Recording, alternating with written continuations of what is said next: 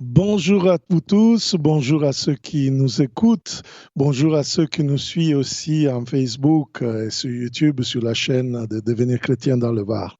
Et vraiment, Radio Maria, avec l'émission de Devenir chrétien, est en train vraiment de nous donner le schéma, l'itinéraire pour approfondir la foi, mais surtout devenir chrétien, parce que devenir chrétien est vraiment important. Et aujourd'hui, en manière particulière, dans le parcours, nous continuons à parler des sacrements. On a terminé les sacrements de l'initiation chrétienne et on va continuer avec deux sacrements. Aujourd'hui, on commence avec le premier, c'est-à-dire les sacrements de la guérison. Et on va parler aujourd'hui du sacrement de réconciliation. Vraiment, frères et sœurs, nous sommes très contents. Actuellement, je me retrouve dans le Var, dans l'école de la Navarre, fondée par Saint Jean Bosco, un lieu où des jeunes, ils se confessent, des jeunes, ils font vraiment expérience de ce sacrement si beau, si profond. Parce que si les sacrements de l'initiation chrétienne, du baptême, de la confirmation et de l'Eucharistie nous donne la vie nouvelle dans le Christ, nous le savons tous que nous portons cette vie dans des vases d'argile, pour citer l'expression de Saint Paul dans la deuxième lettre aux Corinthiens, chapitre 4, verset 7. Vraiment, nous sommes encore soumis à la propension au péché. Qu'est-ce que c'est la propension au péché? C'est simplement le fait qu'on est tenté de faire le mal, comme dit Paul, à la place de faire du bien. On a beaucoup de souffrance parce qu'on aimerait bien suivre Jésus, on l'a choisi comme Jésus, comme sauveur, comme Seigneur. Mais parfois, on se retrouve à être incohérent avec ce qu'on a choisi. Ne vous inquiétez pas. Cette fragilité structurelle, aujourd'hui, nous pouvons se tromper. Ils trouvent vraiment solution dans la miséricorde de Dieu. C'est-à-dire que Jésus nous ouvre, on l'a déjà dit dans une émission, Jésus vient vraiment en contre avec justement sa miséricorde et pardonner tout péché. Il n'y a pas de péché qui ne peut pas être pardonné. Et en particulier avec le sacrement de réconciliation, et celui, après, on le verra la prochaine fois, de l'onction des malades, il va nous réunir justement dans notre cheminement, il va nous rassembler plutôt, il va vraiment faire de nous une seule chose avec son cœur, à manière qu'on puisse être, on pourrait dire, guéri en profondeur. Lorsque je vais me confesser, c'est le terme, ce sacrement a plusieurs noms. Alors, certains l'appellent la confession. En mettant vraiment justement au centre le fait que j'avoue des fautes. Un autre nom, c'est la réconciliation. Parce que justement, derrière ce sacrement, c'est Dieu lui-même. Oui, c'est vrai qu'on va chez un prêtre, mais en effet, c'est Dieu lui-même qui me pardonne. Et enfin, il y a un autre terme, un autre nom, c'est la pénitence, c'est-à-dire la conséquence de voir réparer l'œuvre mauvaise que j'ai fait à travers un acte, à travers quelque chose qui va vraiment me remettre en route. Certainement, quand je vais me confesser, c'est pour la guérison. Guérir l'âme, guérir le cœur, guérir quelque chose qui en effet à moi est blessé par le péché, jusqu'à m'éloigner de Dieu. Et on ne se confesse pas pour des bêtises, on se confesse vraiment parce qu'on a fait, le catéchisme appelle le péché mortel, c'est-à-dire des péchés graves. Donc, prenez par exemple la liste des 10 commandements, et c'est sûr que plus est en haut les commandements du premier jusqu'en bas, c'est justement les péchés plus graves. Tu n'auras pas de Dieu. Or que moi, ça veut dire si je pêche, si je suis juge, si j'oublie le Seigneur, j'oublie la prière, voilà, j'ai besoin de me réconcilier avec Dieu parce que c'est comme un saut entre moi et lui. Et cela vraiment peut être redonné, guéri, justement, comme je disais, de ce sacrement. L'icône biblique qui exprime tout cela, à mon avis, c'est l'épisode justement qu'on trouve dans les synoptiques, Marc, Matthieu et Luc, justement sur la guérison du paralytique. Oui, dans la guérison du paralytique, nous voyons vraiment ce Jésus qui dit, c'est plus facile dire à ce type, tes péchés sont pardonnés, ou lève-toi et marche. Mais pour voir que vraiment, je suis le Fils de l'homme, je suis le Messie, je te dis, lève-toi et marche. Nous voyons vraiment que ce sacrement de réconciliation nous fait renaître à la vie de grâce, à la vie du mystère pascal. Le soir même de Pâques, le Seigneur apparut aux disciples enfermés dans le cénacle et après avoir adressé son salut, Shalom, paix à vous, il va souffler sur eux et dire recevez le Saint-Esprit, à qui vous remettrez ces péchés, ils seront remis. C'est l'évangile de Jean au chapitre 20, versets 21-23. Ce passage nous révèle la dynamique, le ministère profond qu'ont les prêtres, donc qui rappelle le ministère apostolique de remettre les péchés. Et cette dynamique très profonde de guérison, de réconciliation, qui ouvre le cœur de Jésus. C'est pour cela qu'il a donné justement ce ministère quand les a choisis vraiment dans le sacerdoce, donc le jeudi saint, et les envoyer aussi à ça. Donc, c'est un prêtre ou un évêque qui peut faire ceci, même un diacre ne peut pas être le ministre de ce sacrement. En second lieu, il nous rappelle que ce n'est que si nous nous laissons réconcilier dans le Seigneur, Jésus, avec le Père et avec nos frères et sœurs, que nous pouvons être vraiment dans la paix. Combien de nous, parfois, nous cherchons d'être dans la paix? Et parfois, la paix n'arrive pas. Il y a un bon message de la Vierge Marie à Medjugorje qui dit si vous êtes dans la paix, si vous choisissez la paix, tout le monde va être en paix. Et combien est vraiment important ce sacrement de la réconciliation pour ce dynamisme de paix intérieure. Et donc, nous allons confesser avec un poids sur l'âme, avec un peu de tristesse dans notre vie.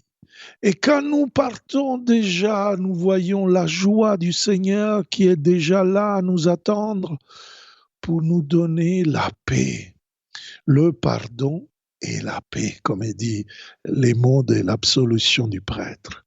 Donc la paix de l'âme, si belle que seulement Jésus peut donner, seulement lui. On peut faire beaucoup de choses. Il y a certaines, c'est à la mode, qui font du yoga, des machins. Attention, frères et sœurs. Personne ne peut donner la paix que seulement Jésus. Et c'est beau ce sacrement parce que le prêtre, il est là, mais en effet, derrière lui, il y a des beaux images qui circulent en Internet.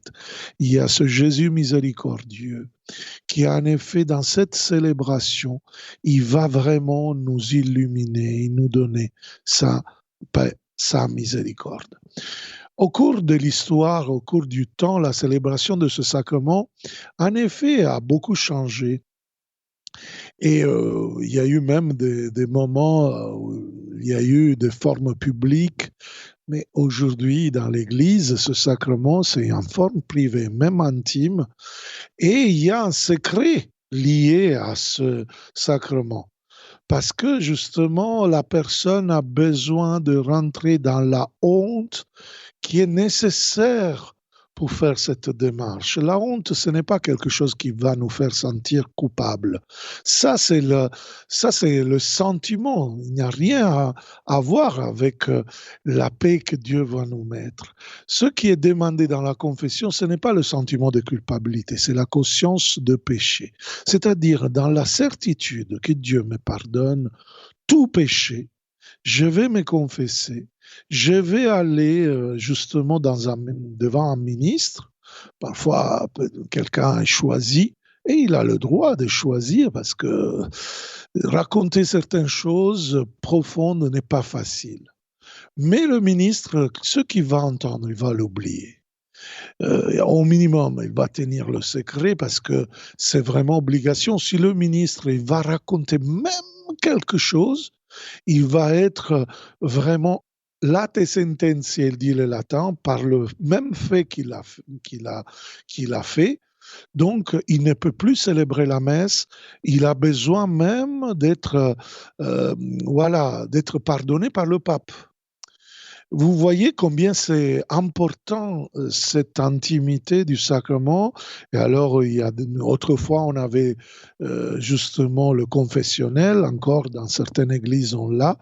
Mais c'est bien qu'on a une certaine intimité, d'être au minimum à part, afin qu'on puisse faire silence et personne ne peut entendre ce qu'on va vraiment sortir. On va vider le sac, comme parfois on dit. Voilà pourquoi c'est important. Alors, la communauté chrétienne, qui est le lieu dans lequel sera présent l'Esprit Saint, qui renouvelle le cœur dans l'amour de Dieu, fait de tous les frères une seule chose. Ce sacrement nous permet que cette communion soit véritable. C'est pour cela qu'il est important d'être en grâce de Dieu pour faire la communion eucharistique. Alors, il est nécessaire de confesser humblement et avec confiance ses propres péchés au ministre de l'Église pour que cette communion ne soit pas abîmée. Dans la célébration de ce sacrement, le prêtre j'aimerais bien dire que plutôt que représenter Dieu lui-même, il représente en effet toute la communauté.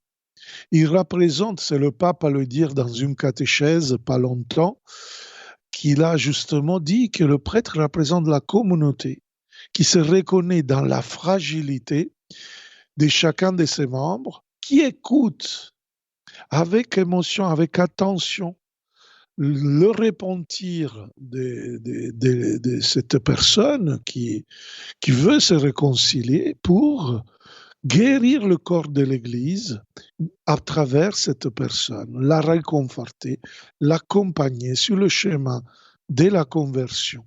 Et oui, il est nécessaire le sacrement de la réconciliation pour la conversion. Parce que la conversion, ce n'est pas à force de bonne volonté qui arrive, a besoin de cette grâce qui, de sacrement en sacrement, transforme notre cœur jusqu'à le rendre plus proche à Dieu. Et voilà, c'est important de demander le pardon et d'être pardonné. C'est pour cela qu'il y a la première phase, nous, où on avoue justement le péché. Il y a parfois des conseils que le confesseur va donner avec même une pénitence, parfois une prière, parfois quelque chose qui devient presque comme un médicament du péché. Alors, si on a volé, peut-être il va nous demander d'y restituer si c'est possible, ou par exemple de faire à manière de penser aux pauvres.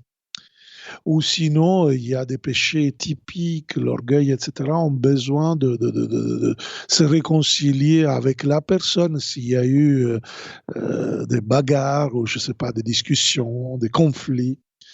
Vous voyez, c'est vraiment fondamental pour la liberté profonde de l'âme. Voilà la guérison dont on parlait. Il est bon donc que ce sacrement soit vraiment quelque chose qui en effet ça rentre vraiment dans la normalité, mais sans faire devenir, comme dit le pape François, ce sacrement comme une machine à laver. Oui, on est lavé, oui, on perd cette tâche que le péché laisse dans notre relation à Dieu et dans notre relation avec la communauté. Mais c'est important de savoir que, en effet, beaucoup de fois, ce sacrement est pris comme une espèce de truc juridique pour se sentir à nouveau tranquille, pour retourner à pécher. Si c'est cela, c'est vraiment diabolique, frères et sœurs. Ce sacrement sert justement pour guérir. Bon, c'est vrai qu'après, on va retomber dans le péché. Mais il y a une décision dans mon cœur quand je veux vider mes péchés avec douleur, avec tristesse, un ministre. C'est parce que justement, je veux plus pécher. C'est la décision de arracher le péché, mais je suis pas capable. Et donc, c'est tellement beau de voir que quand on tombe, on se relève. Mais ce n'est pas parce que je suis tombé que je dois aller chercher un prêtre pour me confesser. Parce que cela va appauvrir ce sacrement. Par exemple, la Vierge à Medjugorje dit confesse-toi une fois par mois. À manière que tu fasses ton effort de suivre avec une bonne volonté, avec des propos, avec de bonnes intentions, vraiment ce cheminement. Et ne prends pas l'Eucharistie si tu en effet, tu n'es pas en grâce de Dieu. À manière que voilà, les sacrements restent des choses importantes de notre vie surnaturelle, de notre vie vraiment divine ou transformation divine, on peut dire, spirituelle de notre cheminement de chrétien. Donc, chers amis, ce sacrement de réconciliation nous enveloppe dans cette chaleureuse miséricorde de Dieu. C'est vraiment cette miséricorde infinie. Et comment on peut oublier cette parabole merveilleuse dans laquelle le fils qui part, on l'appelle le fils prodigue, et qui prend son argent, l'argent de son héritage, il gaspille tout son argent, et ensuite, quand il n'avait plus rien, il décide de revenir sur ses pas, comme, comme un fils ferré. Mais dans la parabole, il parle comme un serviteur, un esclave. J'irai chez mon père, il va me donner un travail. Parce qu'il mangeait de ceux qui mangeaient les cochons. Mon père me donnera à manger parce qu'il donne à manger même aux serviteurs. Donc il ne raisonne pas comme un fils, mais comme un serviteur. Et il ressent profondément sa faute dans son cœur. Et c'est incroyable, il part. Il y a un tableau merveilleux de Rembrandt où on voit vraiment ce père qui se jette au cou avec deux mains, la main d'un papa, et on voit la main presque avec une force terrible, presque voilà, des ongles qui rentrent vraiment dans l'épaule du fils qui est pauvre, qui n'a pas de chaussures, et il n'arrive pas à regarder, il a les yeux en bas, il est un esclave. Et l'autre main très, très douce, presque un câlin, presque pour guérir ce fils prodigue, ce fils dans la honte.